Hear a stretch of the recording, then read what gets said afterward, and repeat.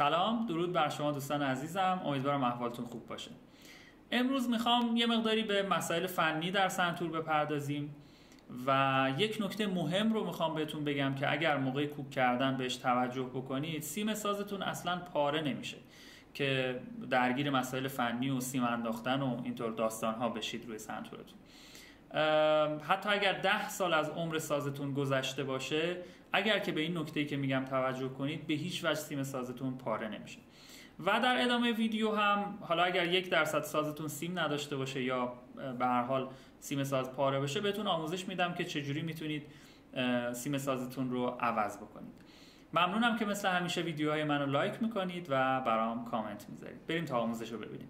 خب قبل از اینکه من آموزش رو خدمتون بگم، من مفصلا در مورد کوک در کانال یوتیوبم صحبت کردم. 2 تا ویدیو منتشر کردم که توی ویدیو اول مقدمات کوک کردن ساز رو گفتم و دستگاه شور رو توضیح دادم که چجوری کوک بکنید و در ویدیو دوم دستگاه‌های دیگر رو هم توضیح دادم.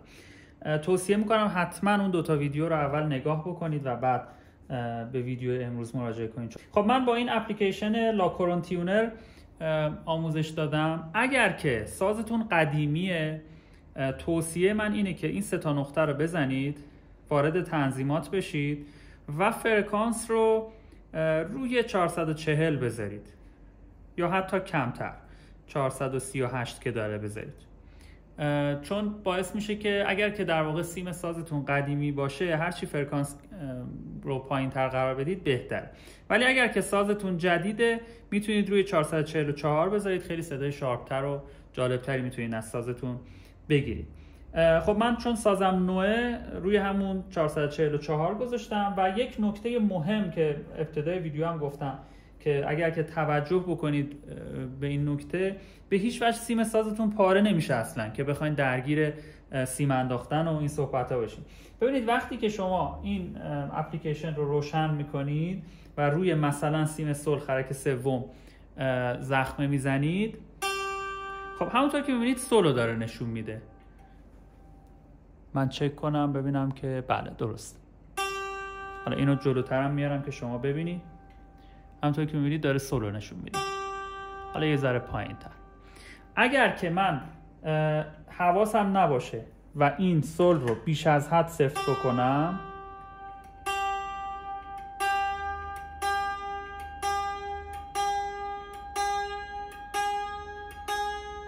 و بره توی محدوده لا، ببینید الان داره لا رو نشون میده. همونطور که میبینید لا بمول نوشته، حالا لا یا لا بمول هرچی.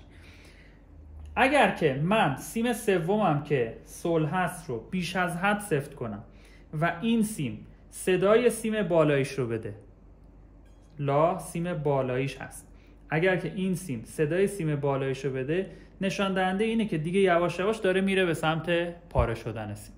اگر این نکته رو روی همه سیم ها توجه بکنید بهش، به هیچ وجه اصلا سیم سازتون پاره نمیشه که خودتون رو درگیر سیم انداختن بکنید. پس ببینید من تا الان فهمیدم که این استارت رو میزنم، دوباره داره لا رو نشون میده، شلش میکنم،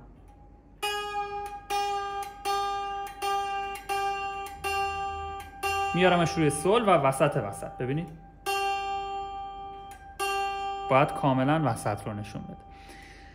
اگر که این نکته رو روی سیم‌های دیگه هم بهش توجه بکنید، به هیچ وجه سیم سازتون پاره نمیشه. مثلا سی اگر من بیش از حد کوک بکنم، یعنی بیش از حد سفت کنم سیم رو که سی من صدای 2 نوت بالاییشو بده، دیگه یواش یواش داره میره به مرز پاره شدن سیم برسه.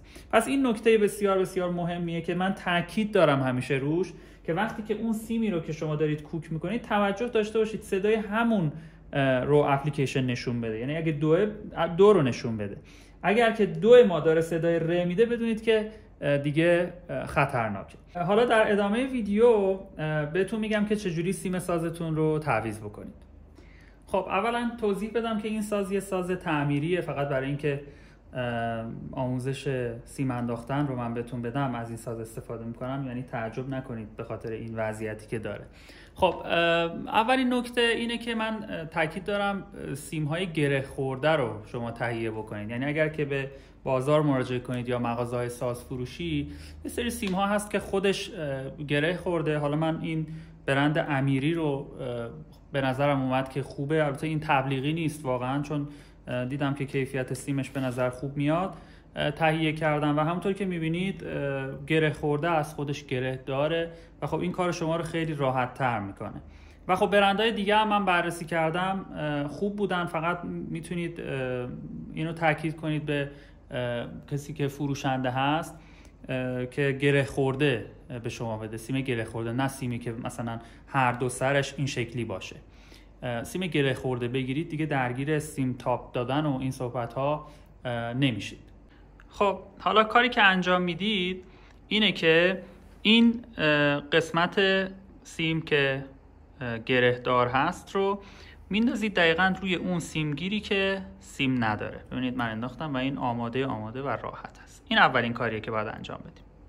خب بعد از اینکه اون قسمت گره خورده رو در داخل سیمگیر مورد نظرمون گذاشتیم، میایم اینجا اون گوشی رو که سیمش پاره شده پیدا میکنیم، این سیم رو داخل این سوراخش میکنیم و از اون طرف دقت داشته باشیم زیادی بیرون نزنه. الان اگر دقت کنید سیم من بیش از حد از اون ور سوراخ در اومده. فقط یه مقدار کمی بعد از اون سوراخ دوم بیرون بیاد و وقتی که بیرون اومد اینو شروع میکنیم به تا کردن. ببینید من الان چون میخوام به این سمت سفت بکنم، ببینید سیم من اولا اجازه نمیدم بیش از حد بیرون بیاد و بعد یه تا اینجا با انگشتم میکنم و شروع میکنم به چرخوندنه. ببینید این الان تا خورد. و موقع پیچوندن دقت داشته باشید این انگشتتون رو به سمت خارج هدایت بکنید، یعنی سیم باید به سمت خارج باشه نه به سمت داخل. نگاه بکنید من الان هر چقدر که دارم سفت میکنم سیم رو هدایت میکنم به سمت بیرون نه به سمت داخل. ببینید دوباره هدایتش میکنم به سمت بیرون، همین کار رو ادامه میدم، به هیچ وجه نمیذارم. ببینید دائما دارم این سیم رو با انگشتم به سمت خارج هدایت میکنم و همین کار رو ادامه میدم تا کاملا سفت بشه. خب الان یه مقداری بی‌نظمی به وجود اومد. من با این آچارکوکم سیم رو منظمش میکنم و محکم با این انگشتم نگه داشتم همونطوری که میبینید و این کار رو دوباره ادامه میدم. ببینید با این انگشتتون باید اینو حسابی مهارش بکنید. ببینید محکم من گرفتم، نمیذارم که از دستم رها بشه. تا لحظه آخر اینو محکم گرفتم و دیگه این خودش بسته میشه. و اون نکته‌ای هم که تو ویدیوی قبلی گفتم اینجا الان رعایت شده، یعنی این سیم من همونطور که میبینید به کلاف نچسبیده. یه ویدیو آموزشی من تو کانال یوتیوبم گفتم که اگر که این سیم به کلاف بچسبه باعث میشه که سازتون کوک خالی بکنه. همونطور که میبینید مضراب کاملا زیرش میره و نچسبیده به کلاف سنتور. خب من این رو از نزدیکم بهتون نشون بدم. همونطور که میبینید این سیم رو من به سمت خارج هدایت کردم نه به سمت داخل. میبینید به سمت خارج از در واقع این گوشیمون هست و تا لحظه آخر چون با انگشتم اینو نگهش داشتم باعث شد که فاصله بیفته بین سیم و کلاف و سیم به کلافمون نچسبه.